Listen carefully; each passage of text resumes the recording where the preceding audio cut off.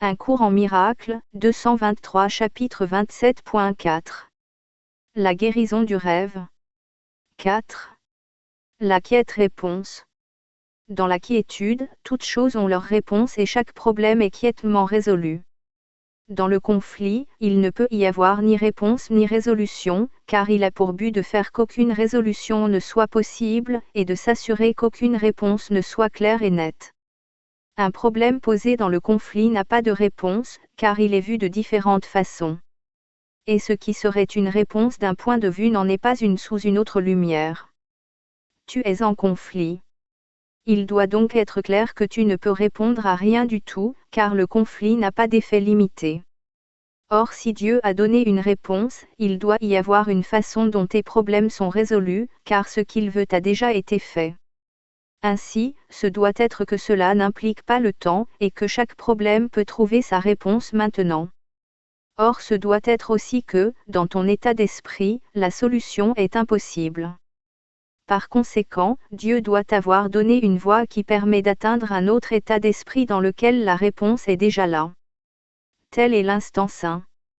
C'est ici que tous les problèmes devraient être portés et laissés. C'est ici qu'est leur place, car c'est ici qu'est leur réponse. Et là où est sa réponse, un problème doit être simple et être aisément résolu. Il doit être inutile d'essayer de résoudre un problème là où la réponse ne peut pas être. Or il est tout aussi sûr qu'il doit être résolu, s'il est porté là où est la réponse. Ne tente de résoudre aucun problème, si ce n'est dans la sûreté de l'instant saint. Car là le problème aura sa réponse et sa résolution. En dehors, il n'y aura pas de solution, car il n'y a pas de réponse là qui se puisse trouver. Nulle part en dehors n'est jamais posée une seule et simple question. Le monde ne peut poser qu'une question double. Une question avec de nombreuses réponses ne peut avoir de réponse. Aucune d'elles ne conviendra. Il ne pose pas une question pour avoir une réponse, mais seulement pour réaffirmer son point de vue. Toutes les questions posées dans ce monde ne sont qu'une façon de regarder et non une question posée.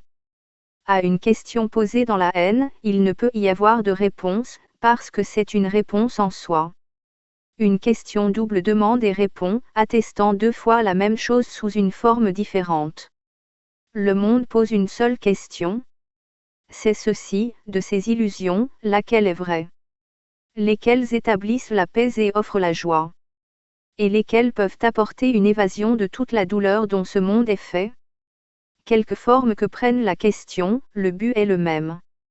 Elle ne demande que pour établir que le péché est réel, et elle répond sous forme de préférence. Quel péché préfères-tu?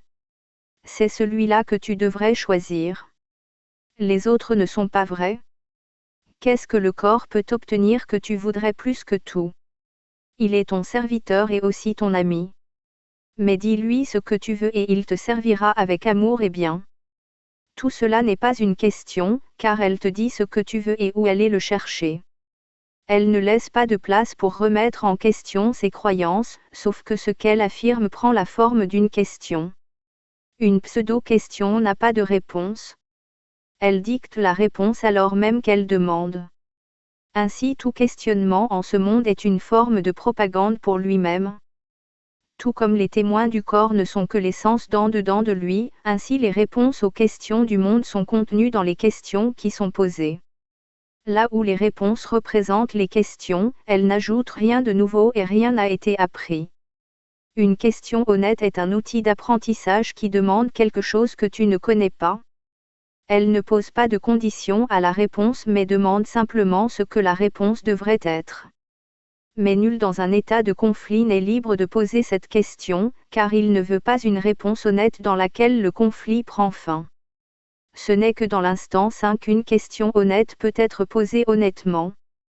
Et c'est de la signification de la question que vient la signifiance de la réponse. Ici il est possible de séparer tes souhaits de la réponse, pour qu'elle puisse être donnée et aussi être reçue. La réponse est fournie partout. Or c'est seulement ici qu'elle peut être entendue. Une réponse honnête ne demande aucun sacrifice, parce qu'elle répond à des questions posées véritablement. Les questions du monde demandent seulement de qui le sacrifice est exigé sans demander si le sacrifice a la moindre signification.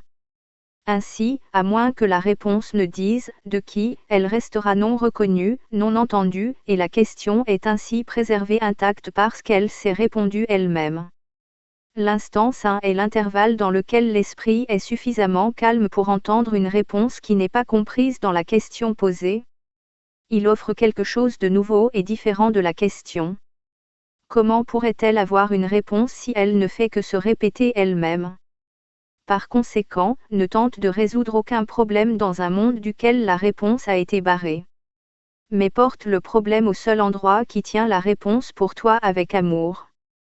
Ici sont les réponses qui résoudront tes problèmes parce qu'elles s'en tiennent à part et voient ce qui peut avoir une réponse, quelle est la question ?